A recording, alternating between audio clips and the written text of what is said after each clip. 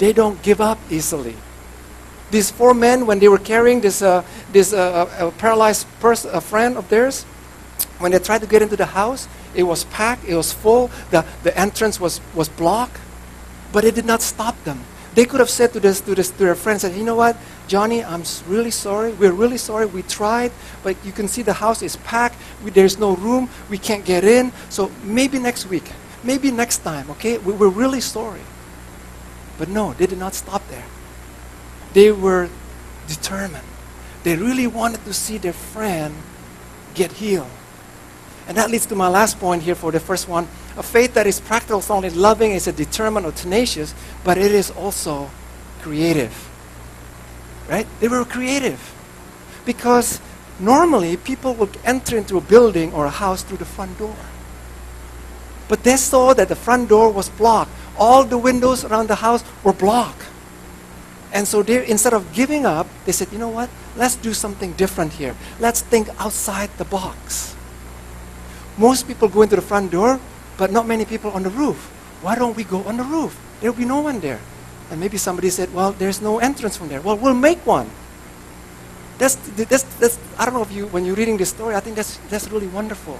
They were thinking outside the box because they really want to see their friend get healed. So faith that is practical is not only loving, tenacious, but it's creative.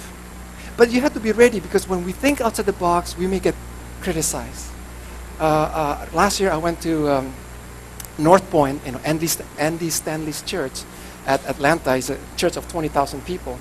And Andy and Charles Stanley, maybe some of you probably know, a pastor of a very big Baptist church.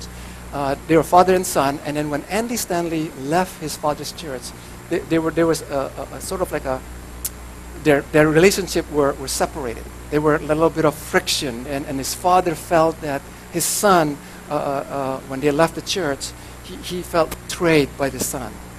But the son felt the calling of God to start a church that is unique, that is different, that is outside the box. So when we were there for a few days, it's amazing. When the worship service, or one of the services we had, you know, they had a drama, and then the person that came into the drama, they turned off the light, it was pitch black, and then suddenly, when the first sound music starts, and then the spotlight goes into a person, a woman, I think, who was coming down from the ceiling.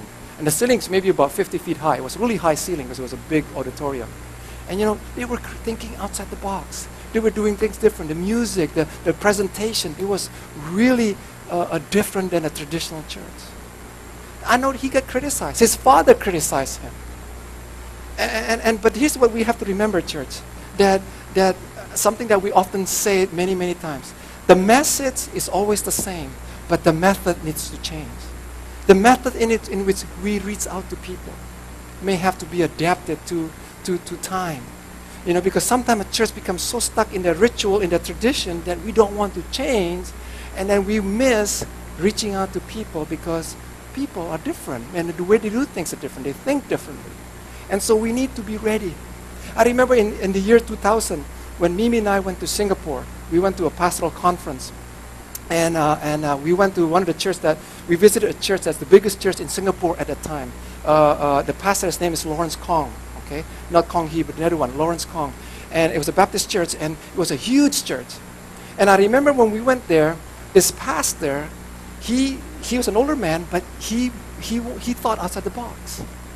He felt like he wants to reach the world, to the lost, and the way he did it was through entertainment. So he took courses how to be an actor. So he made movies, Christian movies. So he was acting. He went to Las Vegas to learn magic, so that when he did a service, he would start with a magic show. And a lot of people were criticizing him. But he says, no, you know, the entertainment world has been monopolized by the world. It has been secularized. We as Christians, we need to reach out. We need to use these things, you know, and for God's glory. But he was criticized for thinking outside the box. He used magic to attract people to the church and then to give the gospel. But the magic was more like now, you may not agree with that, but I have to admit it was thinking outside the box because he wants to reach out to people. So the practical faith is not only loving, it's tenacious, but it is also creative. Let's go to the next one then, about what faith that works. Secondly, not only is it practical, but I want to say it is cooperative. It is cooperative. Sometimes, church, in order for us to see the vision that God has given us to achieve, we not only need faith in our own life to achieve that, but we need the help of other people, their faith, to help us to work together to reach that common good. Okay? Like, for instance, when Jesus fed the 5,000, yes, his faith is enough in a sense because he's God and he can multiply all the food, but he needed the disciples to make everybody sit down in groups of tens. And then the disciples went to distribute the food, okay, the fish and the bread. So in other words, he needed the disciples to help him out. And I think it's the same thing here. Faith that is cooperative, number one, I believe it is cooperative in their faith. What I mean is this: the handicapped man, the paralyzed man, he may have the faith to get healed by Jesus, but in order for him to get healed, he needed the other friends who also have the same faith to bring him to Jesus. So if you can imagine this, okay, like I said, let's say there's 4 men, okay, carrying that stretcher. And then the paralyzed man may think, okay, I believe Jesus can heal me. But in order for me to come into the midst of Jesus, I need my friends to help me. And they need to have the same faith with me. Because if they don't have the same faith, they may say, well, come on, it's going to be a waste of time. I don't believe Jesus can heal. So why don't you just sit down there and, just maybe with someone else. But he needed friends that believe with him, that agree with him, that have the same faith and say, yes, I believe you're right. I believe that Jesus can heal you, so we are going to carry you and we'll do everything that is needed for you to come before Jesus. Because they all had the same faith. I think that's important too, church. When before in the previous church, I deal a lot with teenagers and premarital counseling, and I always tell young people 5 things about 5 compatibility tests to see if your girlfriend or boyfriend is a good match for you. It's not a magic formula, but it's just something that is practical, something that I think that I learned in 1983, I think, from a mission, and I've been using that. Number 1, okay, there's 5 of them, I won't tell you all 5, but the first one I say to young people is that, number 1, you need the spiritual compatibility test. Spiritual, meaning what? It means that you have to have the same spirit, right? That means you both should be Christians. You should both be born-again Christian, because you don't want to marry somebody who are different in the spirit. You don't want to, if you one is a Christian, one is a Hindu, or whatever is mixed, it's going to be hard because you have different spirit. And so number one, most important, of course, and it's biblical, is that you want to marry somebody who of the same spirit. But number 2, we often neglect, and this, I think, is just as important, probably, in a practical sense, that we often neglect for young people. Young people often think that, oh, that person's a Christian, so we're okay, we get married. We have the same spirit. The second compatibility test I tell young people is that they need to also test their faith compatibility test. Faith. What do I mean by that? It means that it's not enough to have the same spirit, but we want to make sure that you have the same faith.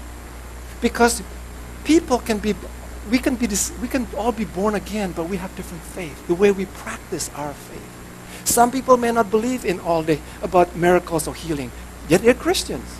Some people do. Some people may believe in all the spiritual gifts, some people don't. They may have conflict. They're Christians, but they have conflict because they practice their faith differently. But here, faith that works as a team is faith not only is cooperative in their faith. All 5 of them, the paralyzed man and all their friends must all agree that yes, Jesus heals. Yes, we believe that if you can come before Jesus, you will be healed. And so all of them work together. And the second part about cooperative is that they need to have the same vision. They're cooperative in their vision. Because take a look at these 4 men. If suppose that one man says, you know what, I believe in Jesus can heal, but I think to go to Jesus is that way. The other man says, no, it's this way. The other one says, no, it's that way. And the last one said, no, it's this way. What will happen, church? That paralyzed man will not receive his healing. They're all Christians. They all believe in Jesus. They even have the same faith, but they have different visions, different direction in how to get the person healed.